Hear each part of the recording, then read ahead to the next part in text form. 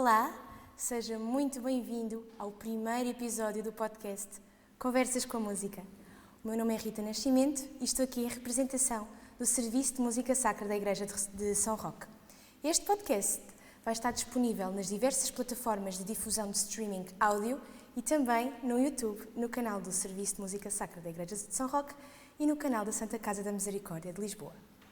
Estamos aqui neste belíssimo espaço da sacristia da Igreja de São Roque e, sem mais demoras, vou passar à apresentação do meu primeiro convidado. Portanto, nasceu em Macedo de Cavaleiros, estudou órgão no Conservatório Regional de Vila Real, passando posteriormente pela classe de órgão da Escola de Música do Conservatório Nacional, em Lisboa.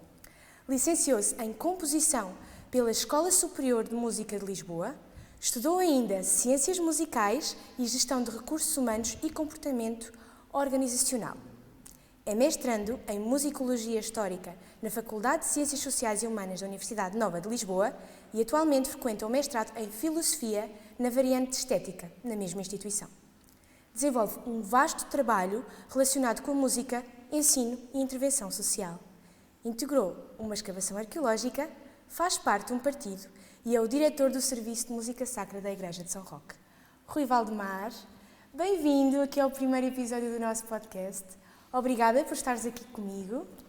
E, sem mais demoras, quero que me contes como é que começou o teu percurso musical. Bem, antes de mais, é sempre um gosto estar aqui, especialmente nesta sacristia, que é um espaço belíssimo. E dizer que o meu percurso vem associado também à minha participação na igreja, não é? Portanto, a minha educação foi católica, portanto, o típico do Norte, e desde cedo que integrei aquilo que era o grupo de acólitos da paróquia onde eu vivia. E isso levou-me a ganhar interesse pela música e, obviamente, parece-me fácil de entender a relação porque apaixonar-se pelo órgão. O curioso é que o Distrito de Bragança apenas tem um órgão operacional e fica, essencialmente, 150 km de Macedo. Mesmo assim, não foi impeditivo de levar, portanto, de começar os meus estudos, inicialmente, portanto, uma escolinha de música na cidade, depois entendi que era interessante fazer a candidatura ao IGL, aqui em Lisboa. Na altura, portanto, e eu comecei já bastante tarde, não fui o típico músico que iniciou desde os 6, 7 anos, e portanto não consegui entrar, portanto não tinha as bases para entrar e fui encaminhado para aquilo que é a escola de música sacra, a escola diocesana de música sacra do Porto, que enfim era bastante desgastante, até porque o Porto ficava na altura, antes de ser a autoestrada construída, a quase 3 horas de autocarro, portanto obrigava-me a acordar cedíssimo para ir para ter aulas de música. Não foi aquilo que eu estava à espera, foi assim um bocadinho mais difícil. E depois então consegui entrar no conservatório em Vila Real, que tinha uma classe de órgão até bastante recente, e a partir daí, portanto, fui fazendo o resto do percurso, acabei o secundário, fiquei um ano só a dedicar-me à música, para conseguir fazer a boa preparação para entrar na Superior de Música. Entrei em paralelo em Ciências Musicais na Nova, acabei por não me dedicar àquele curso logo no primeiro ano, fiz-o no meu 4º ano do curso da Superior de Música, onde eu decidi também que, em vez de fazer o curso em 3 anos, iria fazer em 4, onde iria fazer algumas cadeiras de outros cursos, inclusive o curso de órgão, porque achei que seria o mais benéfico para a minha carreira. E interessante notar-se é que nunca fui organista na cidade onde nasci. Portanto, apesar do meu primeiro, digamos, emprego na área ter sido na Misericórdia de Macedo, portanto, mas é uma capelinha pequena. Nunca fui o organista portanto, da igreja, e eu fui lá tocar 2 ou 3 vezes, depois já na fase final, já a acabar o curso, para dar uma série de recitais e de concertos, e portanto esse foi o percurso que me levou pelo menos até à Superior de Música. E depois disso, portanto, vim para Lisboa, onde colaborei com algumas paróquias. Eu lembro-me que na altura ia estudar ali para São Luís dos Franceses, que estava sempre fechada e portanto, e que ficava lá sozinho às tardes inteiras. Ao início ainda ia ali para baixo para a Basílica dos Mártires. A igreja fechava e, portanto, 9 da noite, 10 da noite, eu ficava lá a estudar. E ainda bem que assim era, porque de outra forma era muito difícil de realmente fazer um estudo assim adequado. Ainda colaborei, na altura em que estava a fazer o curso, com a paróquia de São Tomás de Aquino, ainda antes de todo este programa que eles têm agora. E, portanto, na fase final, regressei à Universidade Nova para voltar a frequentar a licenciatura em Ciências Musicais, à altura em que acabei as duas e que segui outro rumo e mudei ligeiramente de área. E qual é a tua ligação à música sacra? Bem, já falaste um bocadinho dela, não é? Mas intimamente ligado, portanto, desde o início, a minha perspectiva era precisamente fazer música sacra. Portanto, fazer todo o estudo, todo o percurso para um dia conseguir fazer música sacra. Seja onde for, calhou bem que é aqui em Lisboa, mas estava já preparado na altura de eventualmente regressar a casa e de fazer alguma coisa lá. Só que, enfim, a vida leva-nos a dar muitas voltas e eu geralmente acho que aquela frase, aquela expressão que Deus escreve torto por linhas direitas, que na minha vida se aplicou sempre. Portanto, agora não dava para ir aqui para o Instituto e afinal deu para ir para outro, para a Escola Diocesana, na Escola Diocesana, e depois foi sendo encaminhado até chegar precisamente onde quis chegar. Portanto, apesar de o plano inicial não ter corrido bem, o resultado final foi realmente adquirido. Nada acontece por acaso, não é? Exatamente, exatamente. E qual foi assim o projeto ligado à música sacra que mais te marcou ao longo deste tempo? Bem, eu fiz vários projetos e porque eu próprio gosto imenso de criar coisas novas e de experimentar e de dar novas ideias, e que vocês bem sabem que muitas vezes é assim. Portanto, já fiz algumas coisas, mesmo que não fosse intimamente ligado à igreja e na altura em que estava na licenciatura, com exceção da paróquia de São Tomás, talvez mais uma outra paróquia aqui, mas nunca nada que me fixasse. Eu lembro-me na altura de fazer, por exemplo, uma série de concertos no qual fizemos a Paixão do Herbo Perto, e que depois a partir dela que nasceram outros inúmeros projetos que ainda agora estão a desenvolver-se e com bastante força. Mas não querendo parecer demasiado assim pretencioso, eu diria que o projeto que mais me cativa na música sacra é precisamente este, o do Serviço de Música da Igreja de São Roque, porque ele realmente nasce porque havia uma forte necessidade de ele aparecer, e de aparecer num contexto em que é fora de paróquia. Portanto, conseguindo ter uma visibilidade, uma capacidade de ação muito maior do que está integrado naquela paróquia e ser um serviço daquela paróquia. O facto de o serviço se integrar naquilo que é a Igreja, que por sua vez é a capelania da Santa Casa, dá também, ou dará também, no futuro assim se espera, para que a nível social e de abrangência se consiga fazer muito mais através da música sacra, através da música em si. E, portanto, este é, sem dúvida, o projeto que mais me identifico e que mais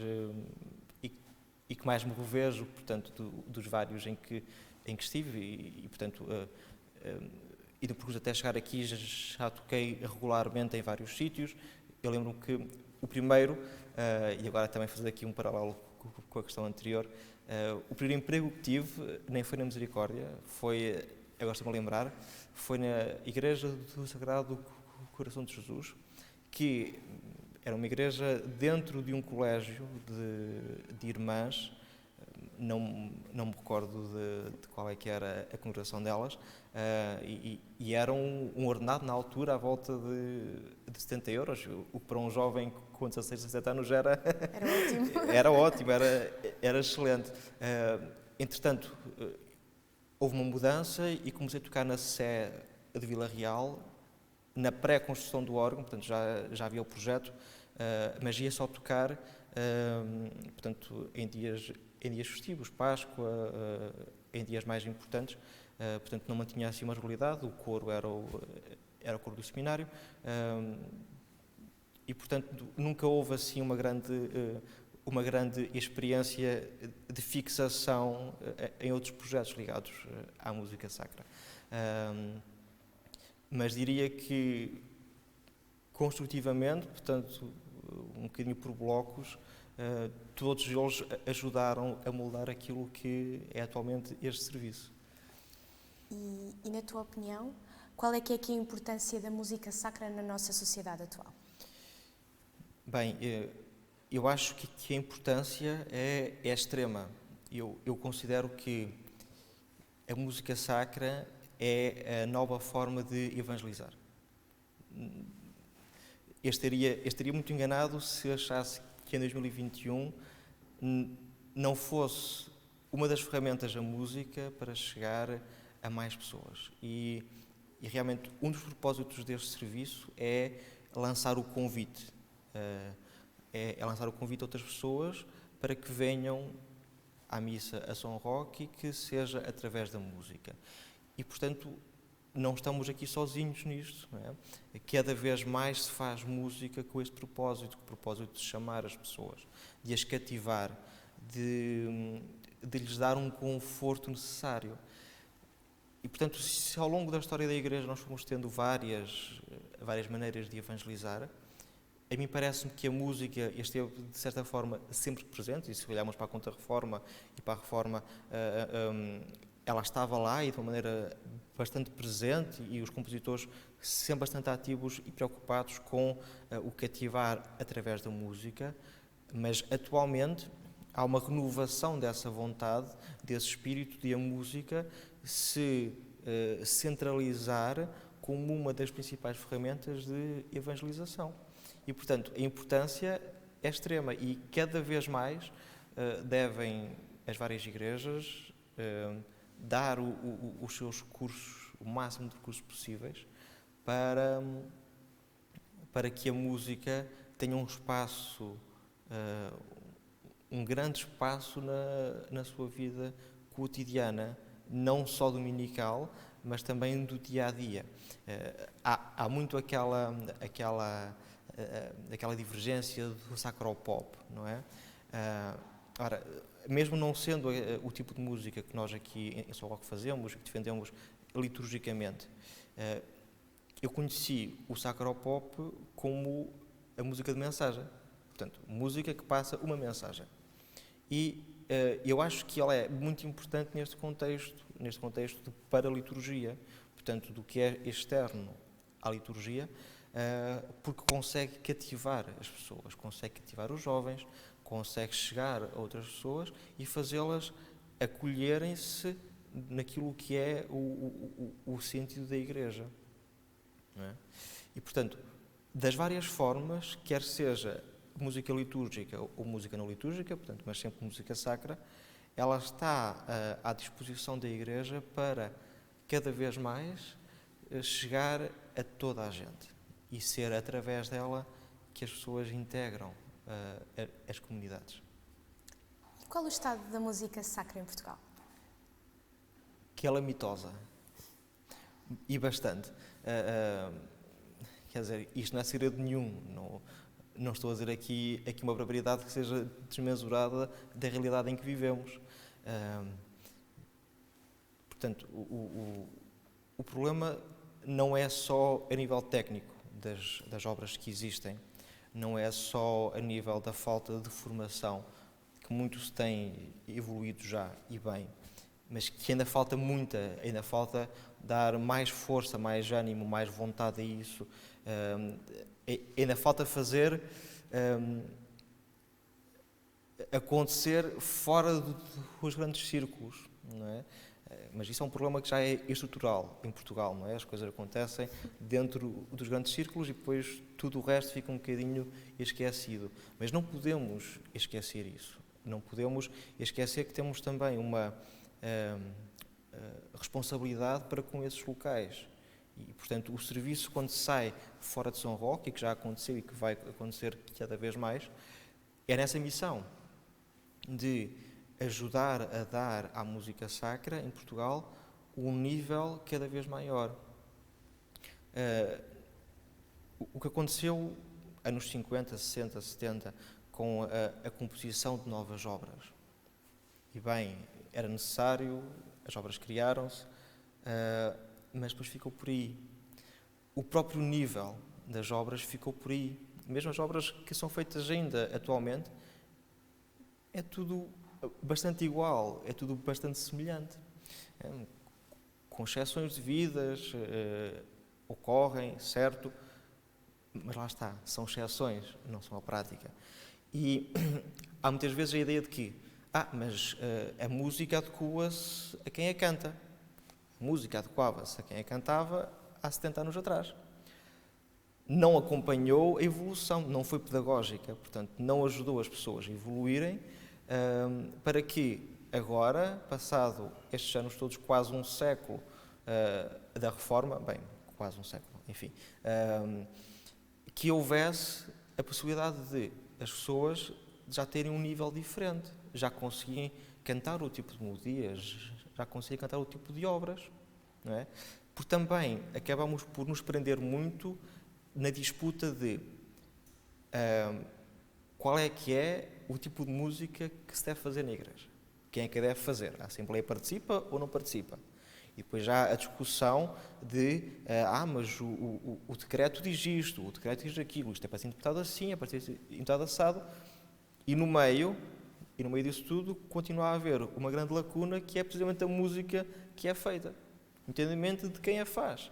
Porque mesmo a música que é feita por coros mais ou menos bem preparados, acaba por não corresponder, não é? Se estivéssemos evoluindo cada vez mais a fazer coisas diferentes, a fazer coisas novas, a educar as pessoas, não é? Porque nós não podemos estar à espera que mas as pessoas não conseguem cantar, mas educaram-se, elas vão-se começar a educar quando? É que nunca mais lá vamos chegar. E depois, o que é que se passa em relação a isso? Não é? Depois também há uma falta de formação dos agentes litúrgicos e de vontade em os formar. Eu assisti muitas vezes a ensaios de coros, em que a pessoa que estava a dirigir interessava-se em montar 2, 3 ou 4 vozes, quando o coro não estava nada preparado para isso. Na minha opinião, e eu dei a bastantes vezes a essas pessoas, era: malta, vamos fazer isto uma voz. Mas vai sair uma voz muito bem feita. A dicção vai lá estar, a afinação vai lá estar, as respirações vão lá estar, o fraseado vai lá estar, que toda a gente se esquece do fraseado, as respirações ocorrem. Vocês sentem que estão nesta igreja e, portanto, que há a reverberação. E pode ser aqui aproveitada. Mas isso é a tendência dos músicos, é sempre... A pulsação não para, a pausa é um tempo e vai para a frente. E a igreja precisa de espaço. Este tipo de música precisa de espaço para reverberar. A música acaba quando o som se extingue. E, portanto, se estamos já a fazer outra frase e a outra ainda está a ecoar, é pressa. Não é? E estar a querer já 4 vozes, se nem a uma aquilo está bem, é um problema estrutural. Portanto, o problema calamitoso da música sacra em Portugal é estrutural. É estrutural nas obras que são feitas, é estrutural na falta de formação pedagógica que se deu à própria Assembleia, para aqueles que defendem que a Assembleia deve participar ativamente cantando. Portanto, não foi formada, não está formada, na falta de formação de profissionais, mais ou menos profissionais, porque até pode ser a pessoa que à semana faz o trabalho normal, mas que ao fim de semana se dedica e vai à igreja e ensaia o coro. Mas precisa ser formada também. Isto não é por ser voluntário que deixa de ser formado. Não é? E, portanto, todos estes problemas são estruturais, endémicos, e precisam ser corrigidos. E nós estamos a trabalhar para se corrigirem. Portanto, não achem que é pretencioso dizer, mas ele está ali a dizer, porque ali corre sempre bem, eles têm profissionais a cantar e as coisas ocorrem. Portanto, eles não se preocupam com o resto. Não é isso. Nós temos uma preocupação, quer seja através dos programas participativos, quer seja através daquilo que vai ocorrer muito brevemente, que será o estágio de música sacra, de começar a pouco e pouco dar alguma formação, dar algumas bases para que a música sacra se desenvolva bem. Mas não podemos fazer isto sozinhos. Portanto, também não nos compete só a nós, mas compete-nos alertar para que o Estado está mal e que precisamos de fazer alguma coisa para realmente mudar, não é? Até porque, acabando por ter alguma responsabilidade, por exemplo, na Igreja da Encarnação ou na Igreja da Graça, acabamos por ter já aqui alguma difusão das nossas ideias para que, a pouco e pouco, se vão formando cada vez mais pessoas para fazerem música sacra de qualidade. A Assembleia se canta, ou cantando ou não cantando, é um bocadinho aqui indiferente, porque para eles também deve haver alguma formação para isso. Atenção que o participar pode ser ativo ou pode ser passivo. Não é? O participar também é escutar, e o saber escutar é muito importante, porque através da escuta conseguimos refletir, pensar, orar. Okay? Portanto, a participação não tem que ser sempre fazer. Okay? Até porque há momentos em que as competências são meio divididas. O que o celebrante diz é o que o celebrante diz, a Assembleia tem partes específicas para dizer. Pode haver bastantes momentos em que se pode unir ao coro, mas também pode haver bastantes momentos em que há uma separação e em que a Assembleia ouve e participa ouvindo, não é? E também há outras em que canta, portanto tem que ser aqui um misto, não é? Algo que se pode fazer de maneira a se adaptar também à Assembleia que há naquele local, não é? Exatamente. E de que forma é que sentes que poderíamos melhorar as condições de trabalho dos músicos profissionais que se dedicam essencialmente à música sacra? Achas que existe aqui algum estigma associado? Bem, antes de mais, a quantidade de músicos que são profissionais e que se dedicam à música sacra cabem bem aqui nestas duas mãos. Portanto, não são muitos, portanto, e melhorar as condições de trabalho deles, enfim, se calhar com ordenados melhores, se calhar com mais reconhecimento. Agora, o problema está, como é que se consegue aumentar o número de músicos profissionais a fazer música sacra? Eu acho que a grande questão é essa. Não é melhorar já as condições daqueles que estão a fazer. É dar a possibilidade de que mais e mais músicos façam música sacra. Porque até 1920, 30, portanto, alvores da Revolução Liberal, a Igreja empregava imensos artistas. Não é? Depois disso, em Portugal, deixou de ter essa capacidade e nunca a recuperou. Mas nunca a recuperou não era só por falta de recursos. Muitas vezes não era esse o problema. Era um bocadinho falta de vontade. Não é? Também fazer depender só das assembleias isso acaba por perpetuar esse problema. Não é? Se não investimos em músicos profissionais, e não precisam ser cantores, pode ser o diretor de coro, pode ser o maestro, pode ser o organista, que geralmente estudaram bastante para conseguir ter as competências para estarem a exercer ali. Se não se dão as condições para conseguirem exercer esse trabalho, e isso não é só pagar um ordenado, que seja relativamente bom à condição em questão, é o reconhecimento, é às vezes a voz ativa que podem ter no planeamento das celebrações, não é? É também a possibilidade e o incentivo à formação, e cada vez mais formação, é dar espaço a que executem a sua própria arte. Não é?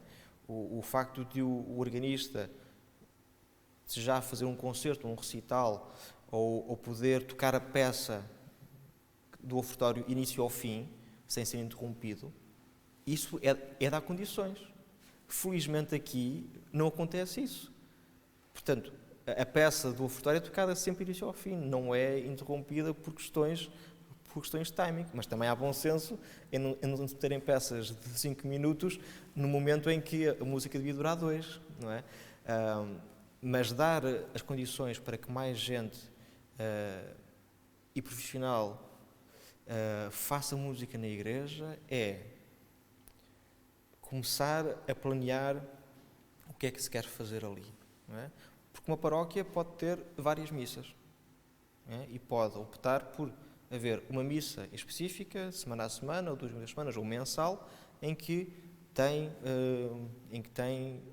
músicos que são pagos e que fazem aquele tipo de música. Um bocadinho o estilo a São Tomás de Aquino. É? Podem optar por dizer não, eu vou contar com a prata da casa, portanto, os cantores é tudo pessoas que vêm da Assembleia, muito bem, mas vou optar por dar formação à pessoa que está a dirigir o coro. Eu vou contratar um organista que tenha estudado para acompanhar as celebrações. Vou também não desprezar a música em dias feriais, não é? Porque muitas vezes já há essa possibilidade. Mesmo que às vezes o ofertório não justifique isso. Isto não é uma questão que é mercantilista. É uma questão de a música ajuda no louvor a Deus. Não é o pagar o organista à semana, não compensa depois o ofertório recebe. Até porque muitas vezes, e aqui em Lisboa, e não só, mas as igrejas têm outras fontes de receita que não é só o ofertório. Não é? Portanto, isso também é dar condições a que os músicos exerçam. Não é? Porque se o músico que faz música na igreja tem que estar a fazer outro trabalho para suportar o estar a trabalhar na igreja, alguma coisa de muito errado está aqui a passar. E obviamente depois os músicos começam a desmotivar, o serviço também não é bem feito porque as pessoas não se podem dedicar, porque é preciso fazer ensaios, é preciso ir estudar as peças antes de ir para os ensaios, não é? Portanto, não é só o ensaio em si, para quem prepara as coisas, escolher bem as peças, adequado ao dia, adequado às leituras, etc, etc. Portanto, exige muito tempo, quer dizer, casos em que são trabalhos a full time, não é? Portanto, se é um trabalho a full time, esses músicos devem ser pagos de acordo com o tipo de trabalho que fazem. E não há mal nenhum em se chamar um cantor de fora para vir ajudar o coro e para suportar o coro. Ajuda, faz as pessoas crescer, educa-as. É? E outro aspecto muito importante, que geralmente neste tipo de conversas é esquecido: encomendar novas músicas. Há uma grande lacuna entre os cursos de composição em Portugal e as pessoas que fazem música sacra. Quem faz música sacra geralmente não tem o curso de composição. E quem tem o curso de composição, quando faz música sacra, não é com o intuito de ser litúrgica, é com o intuito de ir para um concerto, muitas vezes desvirtuada daquilo que é, muitas vezes sem perceber bem o que é que está a escrever, não é? Escrever uma peça sobre o hino do Tantum Ergo, às vezes desvirtuado daquilo que é a essência, porque não conhece a raiz histórica e a raiz litúrgica daquele texto. E, portanto, também é importante encomendar obras, incentivar os compositores a fazerem música sacra. E porquê? Ora, porque um dos problemas endémicos é precisamente a falta de qualidade técnica, que é camuflada pela necessidade de dizer-se que a Assembleia não consegue cantar coisas mais difíceis, não é? E então há este equilíbrio entre a Assembleia não canta mais, as peças também não podem ser boas o suficiente. E então depois há um rebaixamento desse nível sempre, não é? É ver quem é que puxa mais, em vez de ser ao contrário. Portanto, as peças vão ser mais difíceis, a Assembleia ou os coros são obrigados a cantar as obras mais difíceis, não é? E, portanto, se calhar se houvesse mais compositores com formação adequada a escreverem obras para a Igreja, se calhar este contínuo rebaixamento que vivemos nos últimos anos começa a aumentar, não é? E começam a haver mais obras novas, um novo interesse por obras sacras, mas não litúrgicas, não é? Quanta gente é que escreve um Stabat Mater por ano para ser executado naquela igreja, porque aquela igreja faz questão, faz vontade na Semana Santa de ter um Stabat Mater novo.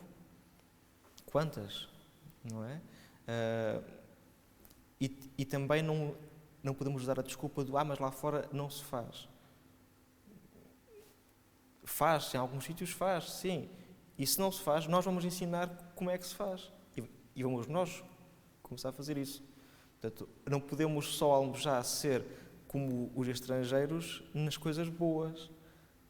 Temos também nós sermos, mais uma vez, os descobridores, e descobridores na perspectiva de redescoberta, da música sacra. E por que não isso começar em Portugal? E por que não aproveitarmos as jornadas, daqui a 2 anos, para ser esse pontapé, esse chute na bola, para ver se a música sacra aumenta a qualidade, se os músicos conseguem ter mais emprego na área, se as igrejas começam a preocupar-se em pagar adequadamente a eles, a incentivá-los a estudar, a ter salas de estudo, a ter momentos para estudarem nos instrumentos e, obviamente, a restaurarem esses instrumentos, não é?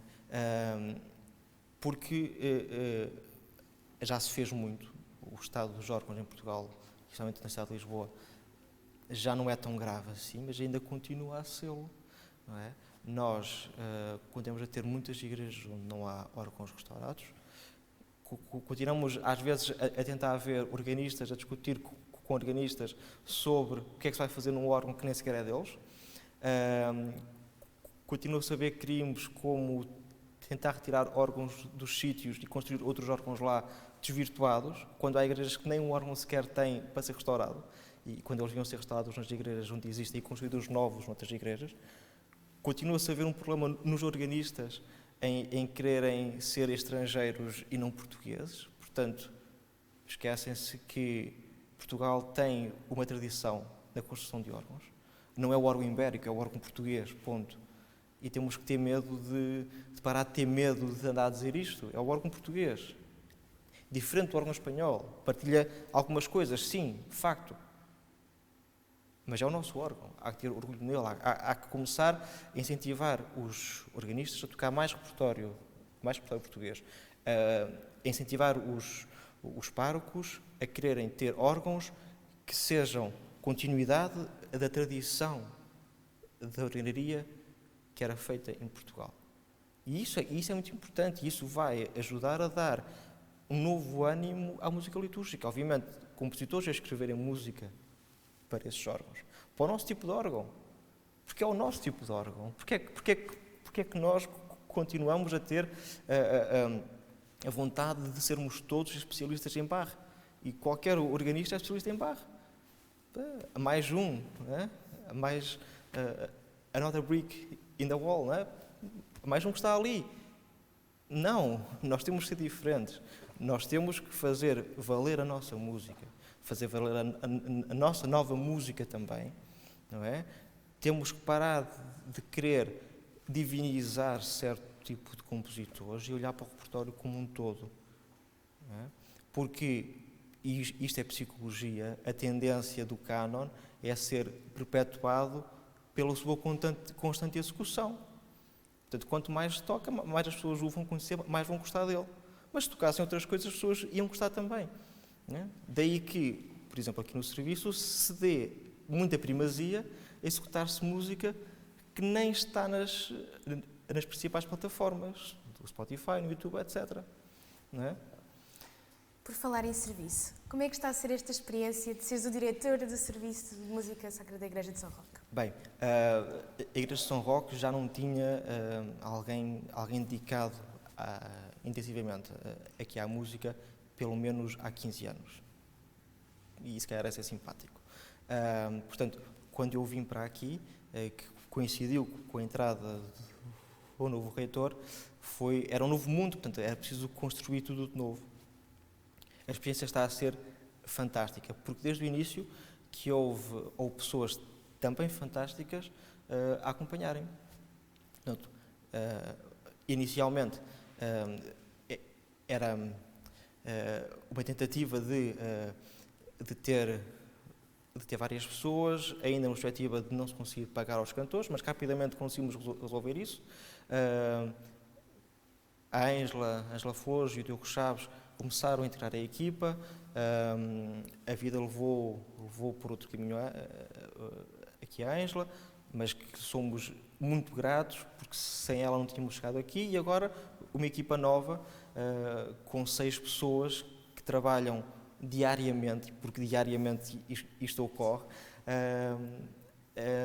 e isso é fantástico, porque estás a trabalhar com pessoas que se gostam, em que o trabalho acontece com uma tonalidade boa, portanto, em que as próprias pessoas são estimuladas a dar ideias, a realizarem-se pessoalmente. Portanto, isso também é importante para um músico, realizar-se pessoalmente, não é?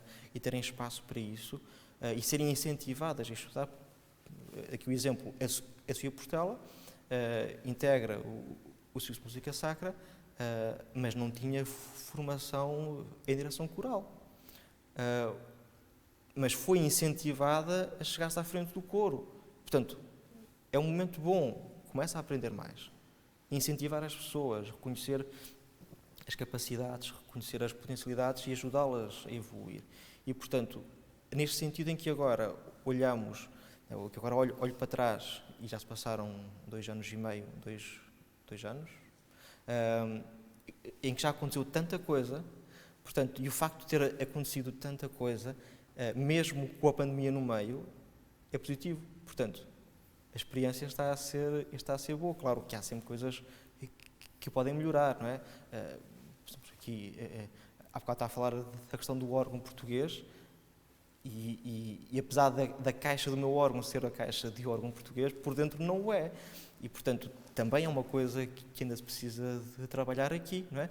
A fachada lindíssima, que deve sempre continuar, mas depois o som portanto, não bate com a estética da caixa, e, portanto, que se pode fazer mais música e música diferente se houver aqui uma tentativa de renovação daquilo que é o património organístico aqui desta igreja, que é o que falta para completar aqui o bolo. Esperemos que sim, esperemos que seja breve. E, para terminar a nossa entrevista, gostava que descrevesse a música sacra em Portugal numa só palavra.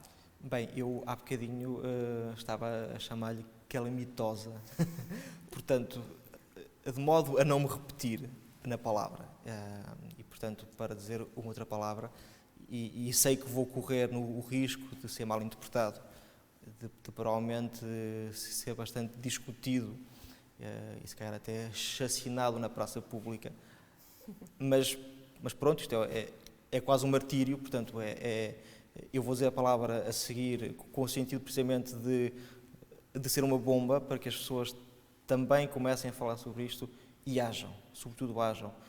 Até porque não nos podem atirar nada a nós, à cara, porque nós estamos a fazer. Portanto, o estado da música sacra em Portugal é vergonhoso. No seu todo.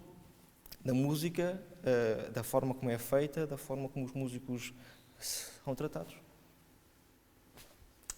Obrigada, Rui. Obrigada por teres aqui, digamos que, obrigada por teres dado início aqui a este nosso ciclo de conversas da melhor forma possível. E obrigada a si também que está aí desse lado. Portanto, este foi o primeiro episódio do podcast Conversas com a Música.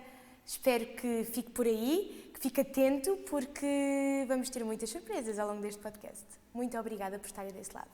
E encontramos-nos no próximo Conversas com a Música. Obrigada pela sua presença.